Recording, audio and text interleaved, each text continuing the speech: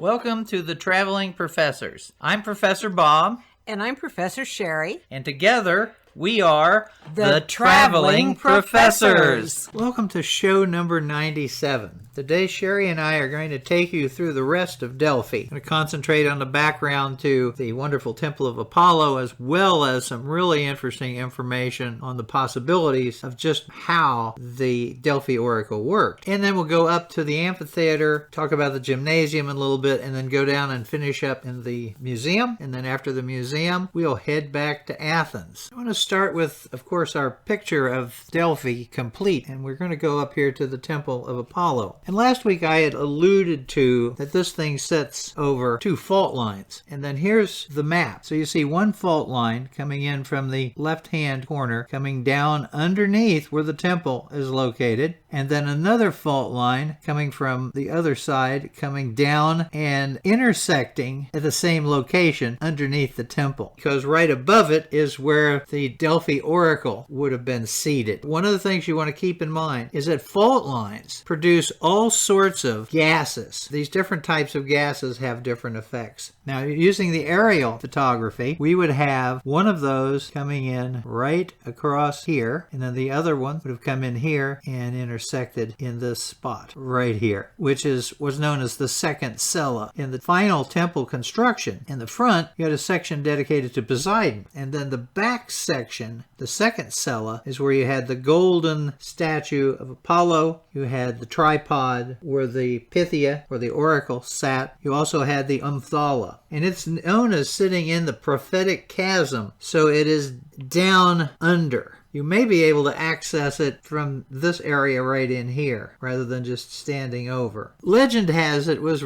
created 3 times before we have historical records. One of the first temples, if not the first temple, was made out of laurel leaves, and the oracle would have been in this hut with the laurel leaves. And then the second version is that it was made out of wax and swan feathers, and was built by bees on the same spot. And then you have a bronze temple being constructed by none other than Hephaestus and Athena. Those are the legendary constructions. The first temple that we can date comes in around 650 BCE, and it's built out of what is called porous stone. It is kind of a conglomerate of stone. This was destroyed by fire in 548 BCE, and then later on it was quickly reconstructed, finished up about 510 BCE, and these temples that are constructed out of stone are all basically the same size. The size that you see in this aerial photograph is the same size as the first stone one, second stone one, and the final stone one. They're 59.5 meters long by 23.8 meters wide, and they all have 15 columns on each of its 2 sides, with 5 columns directly in the front. Now, the second temple was destroyed in 373 BCE, and that was destroyed by an earthquake. Not surprising. Well, yeah, you're going to have earthquake action here all the time. Then the new one was finished in 330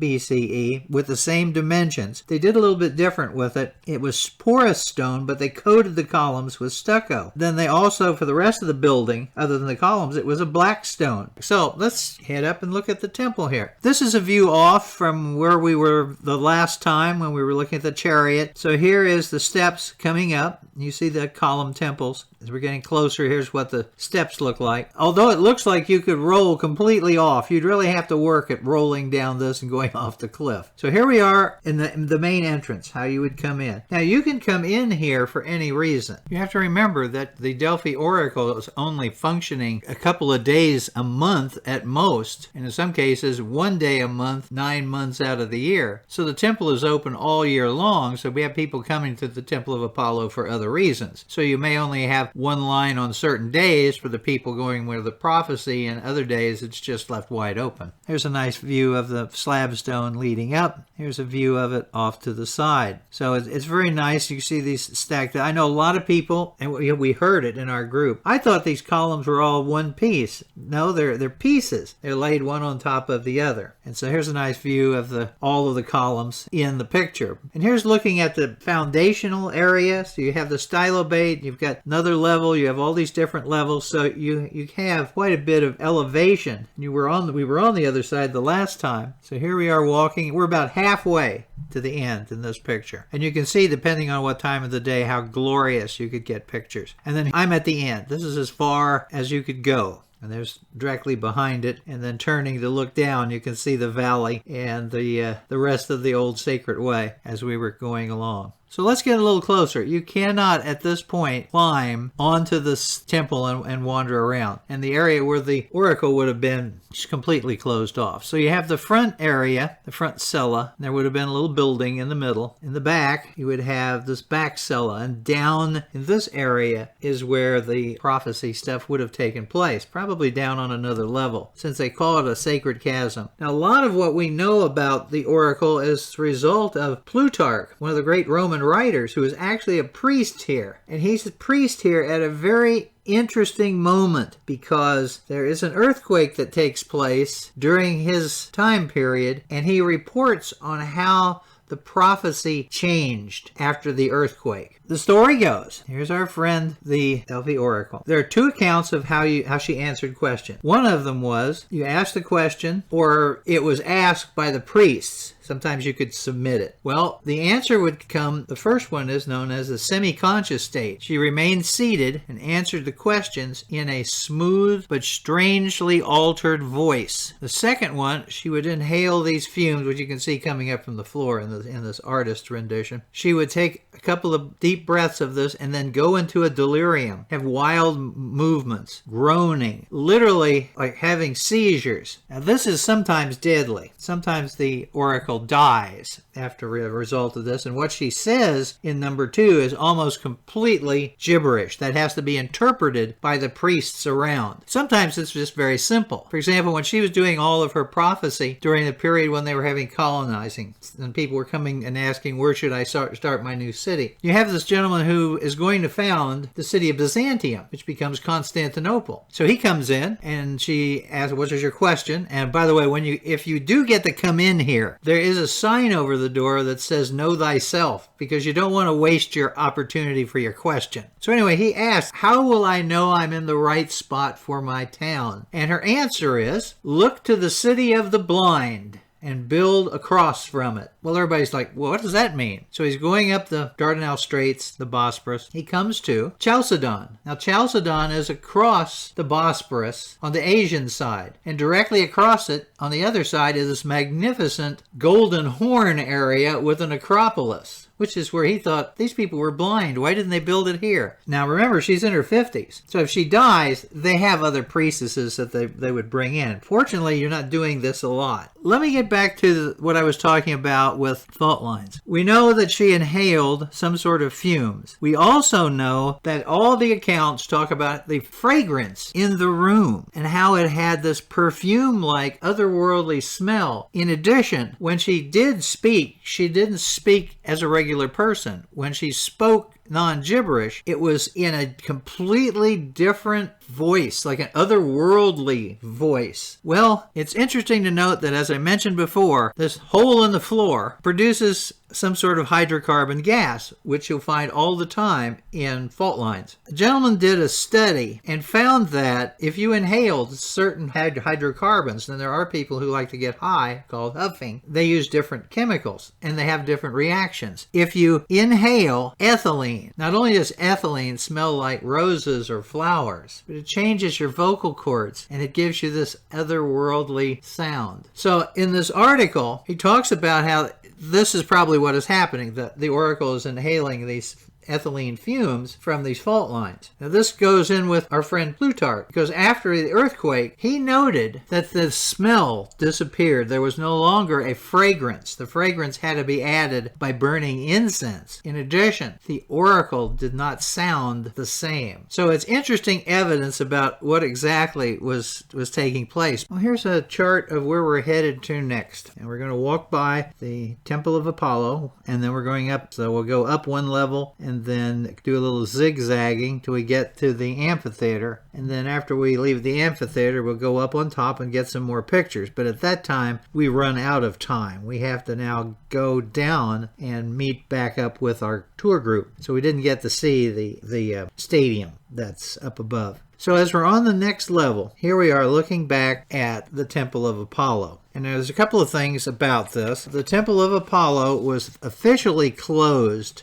The sanctuary was officially closed in 394 AD by Emperor Theodosius. And then the site was looted, and then it was covered by a landslide. And then after a few hundred years, there's a little Christian community that lived on the site till about the 7th century AD. And then later on, in the Middle Ages, a village called Castri was built on the site. A very, very small one. And they remained there until 1892 when they were removed and moved to another location so the excavation could begin. And the last prophecy of the Pythia was, "Tell ye the king that the hall of prophecy has fallen into decay. Apollo hath no chapel left, no prophecy to bay, no talking spring. The spring is dry, and yet had so much to say." End of quote. That was the last prophecy, which was under the Emperor Julian. So as we get higher, you can see there's the walk up from the temple,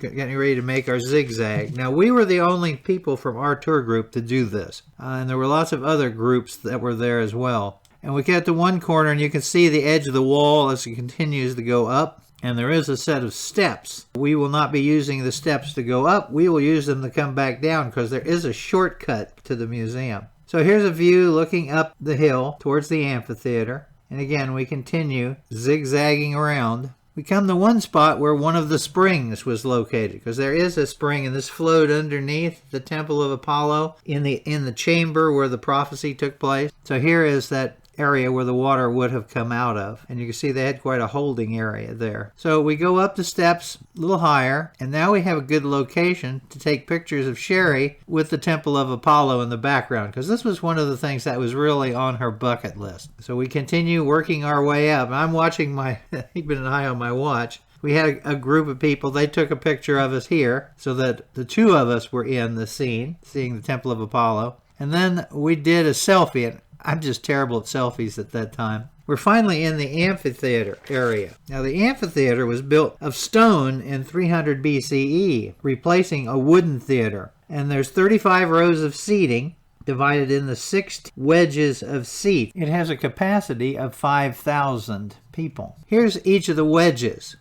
1, 2, 3, 4, 5, 6. And then we climbed up to the top and looked down. As you can see, get a nice view of this. I can imagine what the acoustics are with the mountain here. Then we went up just a little bit higher to find another spring. This one still actually has water. And then this is the route that you take to go up to the gymnasium. And I went up a little bit higher so I could get 1 or 2 final shots. So here's the shot of the valley, the Temple of Apollo, the amphitheater. Here's one where you can see the amphitheater a little bit better. And then here's Sheri perched so that we can get a picture of her. And then she did the same thing for me, but as you can see, I'm kind of holding on. Heights are not my friend. And then one with the deep valley back behind us. And then after this final shot, looking down, it's time to head to the museum. So we're moving a little more rapidly down here. We were stopped a couple of times because there were a couple of middle school groups that were coming around. They heard us speaking English, so they came and spoke to us. So they talked to us because they wanted to practice their English. Here we are. We're going right by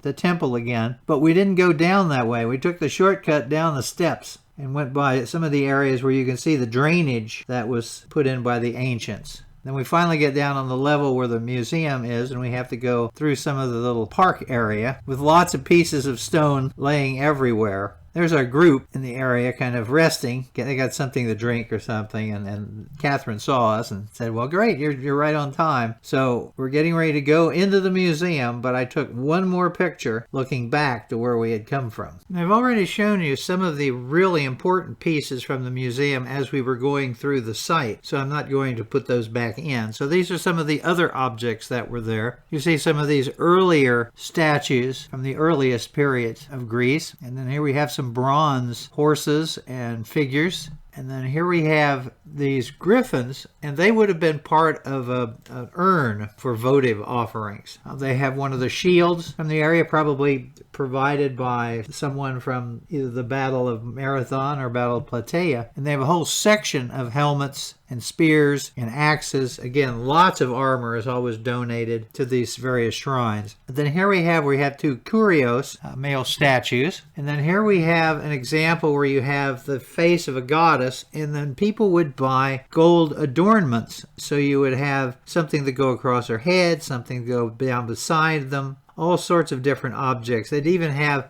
in this case, you have the statue's hand, and it would have had gold bracelets. There were necklaces. So you would have had these, and they would have taken them off and on periodically during the year at the temple. They did have some of the ornamentation from some of the buildings, such as the treasuries. And then here is the omphalos, the egg, front side, back side. But I thought I want to end the museum with a nice little view of our charioteer. So we're heading back to the bus, and instead of going directly back, what we did is we went and had lunch at the Amalia Hotel that is here in Delphi. So it's down the road. This is a view out of the lobby as you come in. So you really get a good view of the stretch of the Gulf of Corinth where the ships would have come in bringing people for the pilgrimage to the temple. And then here is another view. This one is out on the veranda in front of the dining area. And then these are the rooms that they have. The rooms all have a view of the valley and the water area. And we basically went back to Athens the same way we came. We did get a little closer to the sea at one point. Here we are returning back. So we're going back down out of the mountains. And we're getting this is one of the lakes. And this is an area not very far from Euboea, the island. And this is the best shot I had of what would have been the Bay of Marathon as we're getting back into Athens. And just on the other side of where this picture is taken, here is the toll area where you pay your tolls for this really good highway that we've